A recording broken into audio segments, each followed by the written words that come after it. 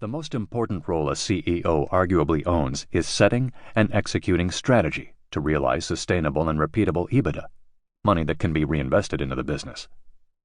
Strategy can be made really simple or breathtakingly complex.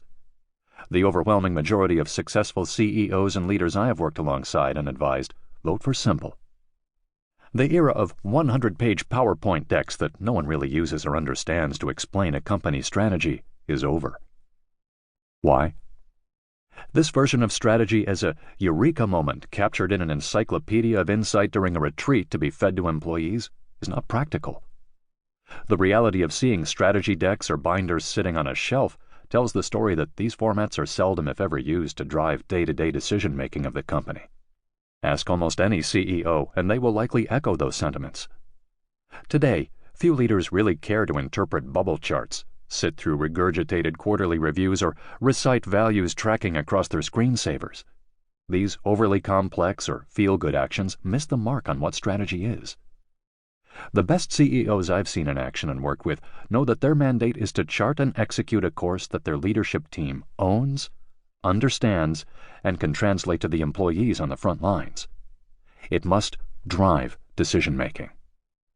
Complexity, abstract concepts, or elitism in strategy are not helpful to drive sustainable and predictable decisions and profit. So let's simplify strategy. Strategy is decision-making. Decision-making is strategy. The two of them cannot be disconnected. They are in fact the same. Decisions are the currency of business that creates change, makes things happen, and propels a company forward. Leaders make key decisions that impact the hundreds or thousands they manage. There are no bigger decisions than those critical few that define the essence of strategy: products, markets, and capabilities relative to the competition through the eyes of the customer. This book on strategy was written for 3 reasons that emerged and still emerge from my work with clients. Strategy, by and large, in many organizations is 1. Misunderstood. Strategy and strategic thinking as a competency, despite all that has and will be written, is still not practiced or embedded in companies as an approachable and pragmatic tool to test, exploit, and mitigate profitability gaps and empower those closest to the front lines. Many leaders in companies climb the ladder of responsibility through an operational lens and set of competencies. When they get to own a P&L or become the CEO, in many cases they are rusty at strategy or have never been given a set of tools to set strategy. They are in no better position to either develop strategy or build this competency with the people around them. Strategy remains elusive and misunderstood.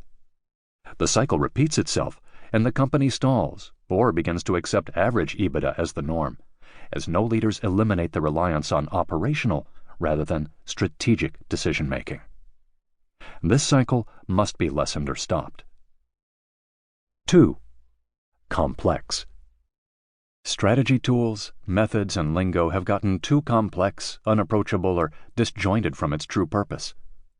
When strategy was formalized as a planning approach in the 1950s, it was the birth of a needed management tool and discipline of thinking. Today, I routinely observe a company's strategy residing as a morphed beast of reports, slides, tools, charts, and presentations, rather than the critical few set of decisions around products, markets, and capabilities. The misunderstanding of what strategy is, abetted by the misdirected need to make it complex, makes the administration of the strategy process more important than the decision-making itself. The best example of this unneeded complexity is when companies interpret long-range planning, budgeting, and strategy development as standalone activities.